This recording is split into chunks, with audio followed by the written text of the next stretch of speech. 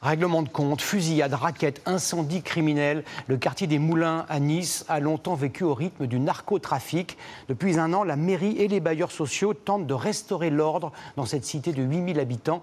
Ils ont notamment fait appel à des agents de sécurité privés. Quel est aujourd'hui le bilan? La situation s'est-elle améliorée? Sur place, Julien Garel, Anouchka Fliller et Brieux Le Turmi. Lorsque nous y pénétrons en plein après-midi, le quartier des Moulins semble calme, mais très vite, des cris annoncent notre arrivée. Les bien reçus, ils sont au moins une dizaine. Ils préviennent leurs complices en fait, qui vont soit cacher la drogue, soit se déplacer pour éviter justement que nous on tombe dessus. Nous sommes accompagnés par une quinzaine d'agents de la brigade de sécurité privée Gaïda, déployée depuis mai 2024 dans le quartier.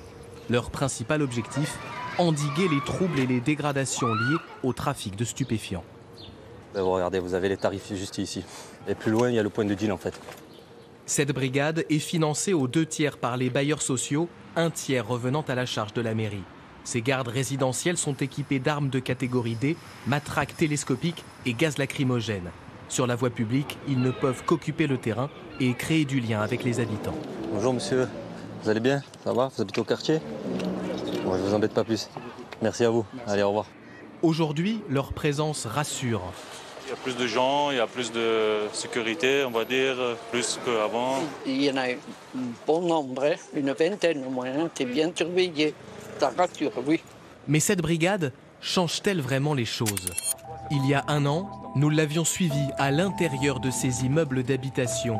C'est vraiment un local qui est squatté souvent. Vous avez les résidus de pipe à crack. Voilà ce que nous avions découvert, un sous-sol occupé par des narcotrafiquants. On s'est rendu compte la dernière fois, ça doit servir aussi de stand de tir là-bas au fond. Vous pouvez voir les impacts de balles sur les murs là. Un an plus tard, leur action est jugée indispensable. Dans les bâtiments, ils inspectent, délogent d'éventuels intrus et verbalisent en cas de flagrant délit. Ils ont saisi un peu plus de 8 kilos de stupéfiants sur l'année écoulée. Mais le trafic perdure, comme nous avons pu le constater.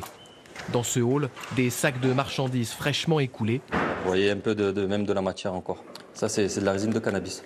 Au bout de ce couloir, un recoin insalubre servant de salle de shoot. Avec toutes les seringues qu'il y a, c'est clairement un point de squat où ils viennent se piquer, se droguer. Certains riverains se montrent résignés. Pour nous, les habitants, c'est toujours pareil. On vit toujours dans des points de deal, on vit toujours dans les mêmes conditions. Ils déplacent le problème, ça n'arrange rien. Parce qu'on ferme d'un côté, mais ça se déplace, ça se décale. Voilà pourquoi un vaste plan d'urbanisme a été pensé par la municipalité pour redessiner la carte des Moulins. Les voies en jaune sont des voies que nous avons créées et qui permettent de désenclaver considérablement.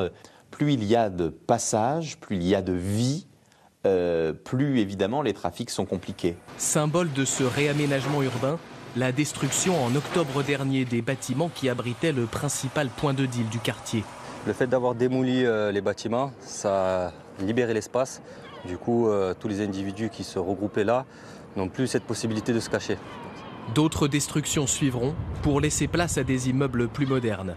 La fin des travaux est prévue pour 2030. 300 millions d'euros auront alors été investis pour réhabiliter le quartier des Moulins.